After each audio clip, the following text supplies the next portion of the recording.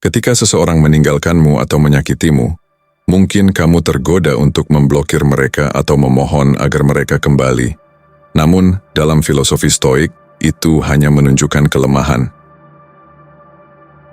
Dalam video kali ini kami akan membahas tentang rahasia utama dalam melakukan pengendalian, ketenangan, kendali diri, dan peningkatan kualitas diri. Dengan mengubah cara kamu merespons keadaan, kamu tidak hanya mendapatkan kembali kekuatanmu, tetapi juga membuat mereka menyesal telah meninggalkanmu. Mari simak video ini agar kamu mendapatkan cara menghadapi si dia. Pertama, mengapa kita takut diabaikan? Manusia pada dasarnya adalah makhluk sosial. Kita terhubung melalui kata-kata, sentuhan, perhatian, dan pengakuan. Ketika orang yang kita cintai atau hargai tiba-tiba memilih untuk mengabaikan kita, muncul perasaan yang sulit didefinisikan. Rasa hampa, sakit hati, dan bahkan kecemasan. Tetapi, mengapa diabaikan terasa begitu menyakitkan? Secara psikologis, diabaikan melukai kebutuhan dasar kita sebagai manusia untuk merasa diterima dan dihargai. Dalam hubungan pasangan, ini bahkan lebih intens. Ketika pasangan memilih untuk diam atau menjauh, kita mulai mempertanyakan diri sendiri. Apakah aku melakukan sesuatu yang salah? Apakah aku tidak cukup baik? Pikiran-pikiran seperti ini tidak hanya menyiksa secara emosional, tetapi juga mengikis harga diri. Namun, jika kita melihat dari perspektif Stoik, reaksi seperti ini menunjukkan ketergantungan yang berlebihan pada validasi eksternal. Marcus Aurelius pernah berkata, "Jika seseorang mengabaikanmu, itu adalah urusan mereka, bukan dirimu." Pernyataan ini mengajarkan bahwa perilaku orang lain terhadap kita tidak sepenuhnya berada dalam kendali kita. Ketika kita membiarkan perasaan terluka karena diabaikan, kita sebenarnya sedang memberikan kendali atas kebahagiaan kita kepada orang lain. Sebagai contoh, bayangkan seseorang yang mencoba berbicara dengan pasangannya tentang masalah yang serius.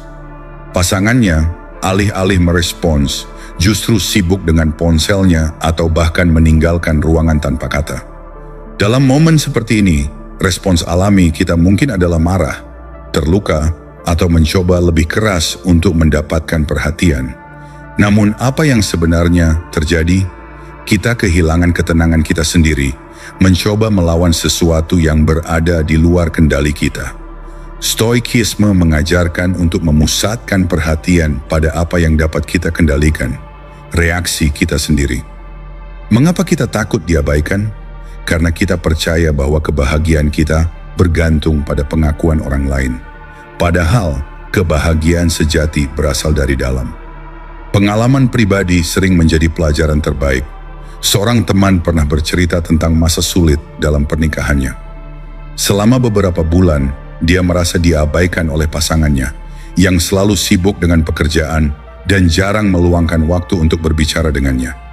Awalnya dia mencoba segala cara untuk menarik perhatian, dari berdebat hingga menulis surat panjang. Namun tidak ada yang berhasil. Akhirnya dia memilih untuk berhenti mencoba dan fokus pada dirinya sendiri. Membaca buku, mengeksplorasi hobinya, dan belajar menerima situasi. Anehnya, saat dia mulai membangun kehidupannya sendiri, tanpa bergantung pada perhatian pasangannya, dinamika hubungan mereka berubah. Pasangannya mulai memperhatikan transformasi itu, dan secara alami kembali ke dalam hubungan. Pelajaran dari cerita ini adalah bahwa ketika kita berhenti takut diabaikan, kita mengambil kembali kendali atas hidup kita. Tidak ada yang lebih kuat daripada menunjukkan bahwa kebahagiaan kita tidak tergantung pada bagaimana orang lain memperlakukan kita. Sebagai penutup, mari renungkan kalimat ini. Mereka yang mengabaikanmu tidak pernah benar-benar memahami nilaimu. Tetapi jika kamu memahami nilai dirimu sendiri, tindakan mereka tidak lagi memengaruhimu. Diam bukanlah tanda kelemahan, ia adalah tanda penguasaan diri. Dengan mempraktikkan seni diam, kita menunjukkan bahwa harga diri kita terlalu berharga untuk disandarkan pada orang lain. Kedua, mengapa diam adalah kekuatan yang sebenarnya?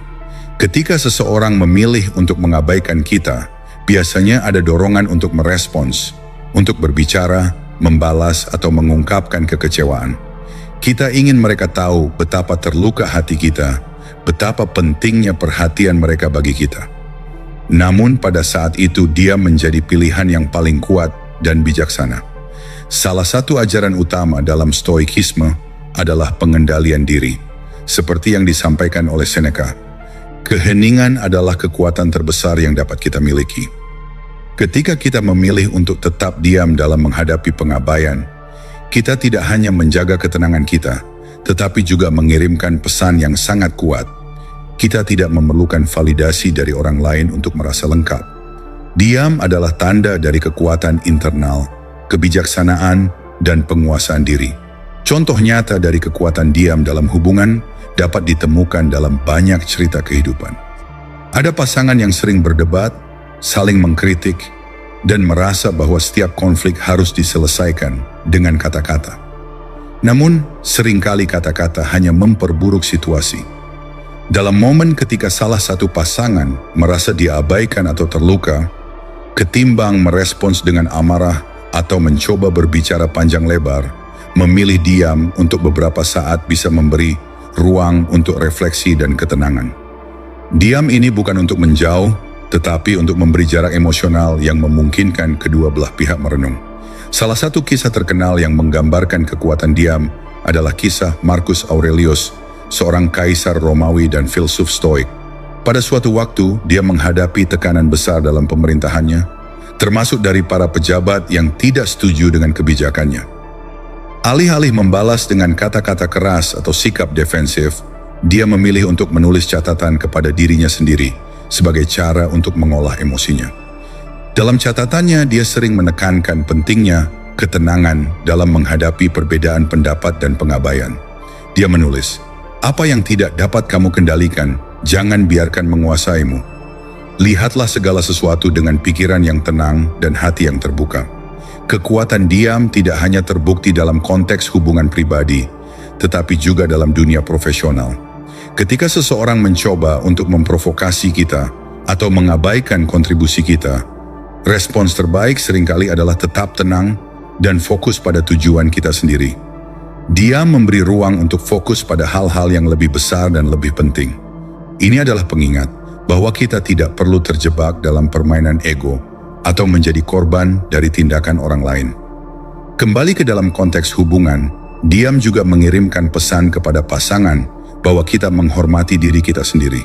Ketika kita tidak tergoda untuk merespons dengan amarah atau keluhan, kita menunjukkan kedewasaan dan kepercayaan diri. Ketenangan ini memberi waktu bagi pasangan untuk merenung dan melihat situasi dengan cara yang lebih objektif.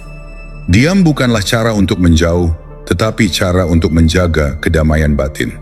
Dalam diam, kita memberi kesempatan bagi diri kita dan pasangan untuk menemukan kembali keseimbangan emosional.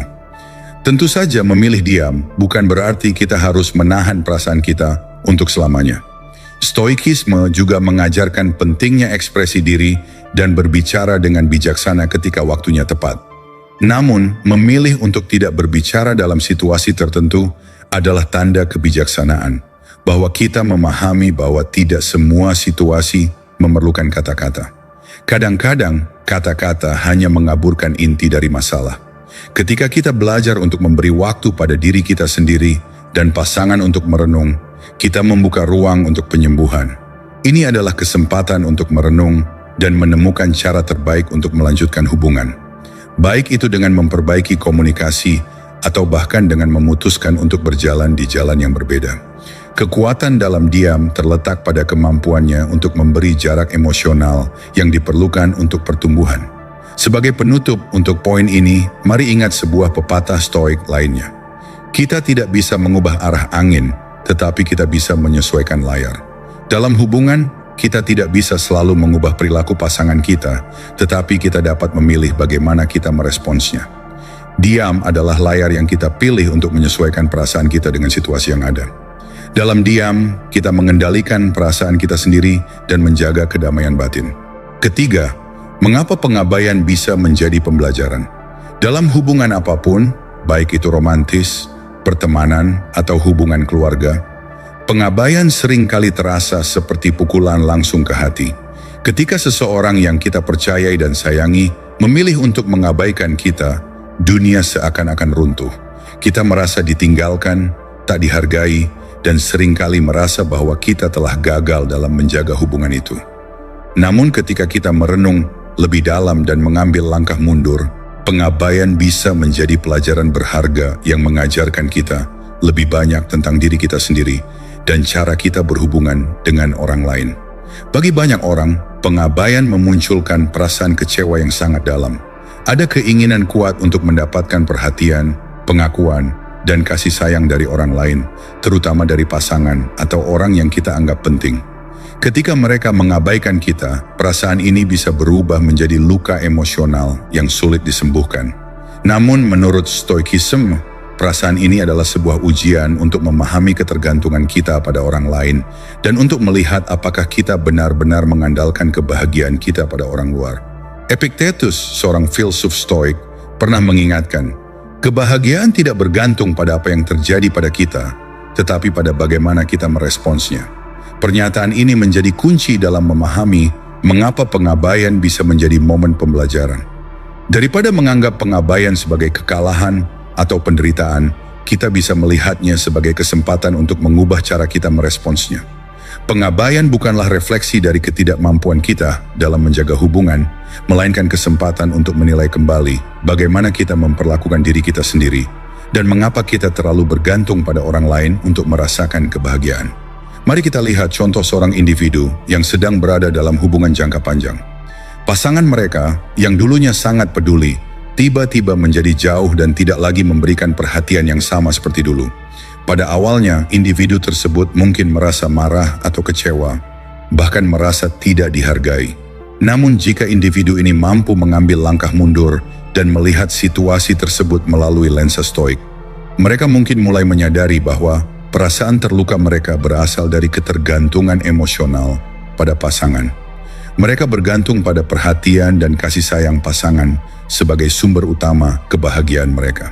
Ketika pasangan mengabaikan mereka, mereka merasa kehilangan bagian dari diri mereka sendiri. Namun setelah sedikit refleksi, mereka menyadari bahwa kebahagiaan sejati tidak berasal dari orang lain, tetapi dari diri mereka sendiri. Stoikisme mengajarkan kita untuk fokus pada hal-hal yang dapat kita kendalikan, dan dalam hal ini yang kita kendalikan adalah bagaimana kita merespons pengabaian tersebut. Kita tidak dapat mengendalikan tindakan orang lain, tetapi kita dapat mengendalikan cara kita merespons situasi tersebut. Pengabaian memberi kesempatan untuk melihat ke dalam dan bertanya pada diri sendiri, apa yang sebenarnya saya butuhkan dalam hubungan ini? Apakah kita mencari validasi eksternal? Apakah kita bergantung pada orang lain untuk merasa lengkap? Ketika kita mulai menjawab pertanyaan-pertanyaan ini dengan jujur, kita membuka diri untuk pertumbuhan pribadi. Kita belajar untuk tidak menjadikan kebahagiaan kita sebagai sesuatu yang bergantung pada orang lain, melainkan pada hubungan yang sehat dengan diri kita sendiri. Pengabaian juga mengajarkan kita tentang pentingnya kedewasaan emosional. Dalam hubungan yang sehat, kedua belah pihak harus dapat menerima satu sama lain dalam keadaan terbaik dan terburuk mereka. Namun kedewasaan emosional memungkinkan kita untuk menerima bahwa kita tidak bisa selalu mengharapkan respons atau perhatian yang kita inginkan dari orang lain. Dalam hal ini, pengabaian bisa mengajarkan kita untuk menerima perasaan kita tanpa harus mencari konfirmasi dari luar. Kita belajar untuk menerima perasaan terluka kita, tetapi tidak membiarkan perasaan tersebut menguasai kita atau menentukan siapa kita. Menghadapi pengabaian dengan tenang bukan berarti kita harus menyembunyikan perasaan kita atau mengabaikan ketidaknyamanan yang kita rasakan. Sebaliknya, ini adalah kesempatan untuk merasakan dan mengakui perasaan kita dengan bijaksana. Stoikisme mengajarkan bahwa kita harus berusaha untuk tidak melibatkan emosi kita dalam situasi yang berada di luar kendali kita. Dengan demikian, ketika kita merasa diabaikan, kita dapat merasa marah atau kecewa, tetapi kita tidak membiarkan perasaan ini mengendalikan kita atau menentukan reaksi kita. Kita memilih untuk merespons dengan kebijaksanaan, memahami bahwa perasaan tersebut hanyalah bagian dari pengalaman manusia, dan kita dapat terus maju dengan kedamaian batin. Sebagai contoh lainnya, seorang wanita yang merasa diabaikan oleh suaminya mulai merasa kesepian dan terluka. Namun, daripada larut dalam perasaan tersebut, dia memutuskan untuk memberi waktu untuk dirinya sendiri. Dia mulai fokus pada hal-hal yang memberinya kebahagiaan, menyibukkan diri dengan hobi, berinvestasi dalam pengembangan diri, dan merawat dirinya secara emosional. Dalam proses ini dia menemukan kembali rasa percaya diri yang telah hilang. Ketika suaminya menyadari perubahan ini dan mencoba mendekatinya, wanita tersebut sudah memiliki ketenangan batin yang lebih besar dan tidak lagi tergantung pada perhatian suaminya untuk merasa dihargai. Proses ini menunjukkan bagaimana pengabaian bisa menjadi kesempatan untuk kita belajar tentang ketergantungan emosional kita dan mengarah pada pemahaman yang lebih dalam tentang diri kita sendiri. Pengabaian tidak perlu menjadi akhir dari sebuah hubungan, tetapi bisa menjadi titik awal untuk sebuah transformasi pribadi yang lebih kuat. Pada akhirnya, pengabaian adalah cermin yang memperlihatkan ketergantungan kita pada orang lain dan memberi kita kesempatan untuk melepaskan diri dari ketergantungan tersebut. Ketika kita mampu melihat pengabaian sebagai pelajaran, kita tidak hanya menjadi lebih kuat dalam menghadapi kesulitan dalam hubungan, tetapi juga lebih bijaksana dalam menyikapi kehidupan secara keseluruhan. Keempat, pengabaian sebagai ujian kesabaran dan ketahanan emosional. Pengabaian dalam hubungan bukan hanya menyakitkan, tetapi juga merupakan ujian berat bagi ketahanan emosional kita. Ketika seseorang yang kita anggap penting mengabaikan kita, emosi kita seringkali terasa seperti ombak yang datang begitu kuat. Kesedihan, amarah, kekecewaan, semuanya datang bersamaan. Namun dalam momen-momen seperti ini, stoikisme mengajarkan kita untuk menjadikan pengabaian sebagai kesempatan untuk menguji dan mengembangkan kesabaran serta ketahanan kita. Ketahanan emosional bukanlah sesuatu yang kita miliki sejak lahir. Ia dibentuk melalui pengalaman, melalui tantangan yang kita hadapi dan cara kita meresponsnya. Salah satu prinsip dasar stoikisme adalah bahwa kita tidak dapat mengendalikan peristiwa di luar diri kita, tetapi kita bisa mengendalikan reaksi kita terhadap peristiwa tersebut. Oleh karena itu, ketika seseorang mengabaikan kita, kita bisa memilih untuk merespons dengan kedamaian batin, bukannya dengan reaksi emosional yang destruktif. Salah satu tokoh stoik terkenal, Seneca, pernah mengatakan, kesulitan memperkuat jiwa kita. Tidak ada yang lebih kuat daripada jiwa yang ditempa oleh ujian yang berat. Ini adalah pandangan yang sangat relevan ketika kita berbicara tentang pengabaian. Pengabaian adalah ujian yang menantang kita untuk mengatasi perasaan kita dan menahan diri agar tidak terjerumus dalam reaksi impulsif. Dalam pengabaian, kita dipaksa untuk menghadapi kenyataan bahwa kita tidak selalu dapat mengendalikan bagaimana orang lain memperlakukan kita. Namun, kita bisa mengendalikan bagaimana kita bereaksi terhadap pengabaian tersebut. Tantangan terbesar dalam menghadapi pengabaian adalah resistensi untuk menyerah pada emosi negatif. Ketika kita merasa diabaikan, dorongan alami kita adalah untuk mencari perhatian dengan cara apapun. Kita ingin menunjukkan betapa kita terluka, betapa kita layak untuk diperhatikan, namun semakin kita berusaha untuk mengatasi perasaan kita,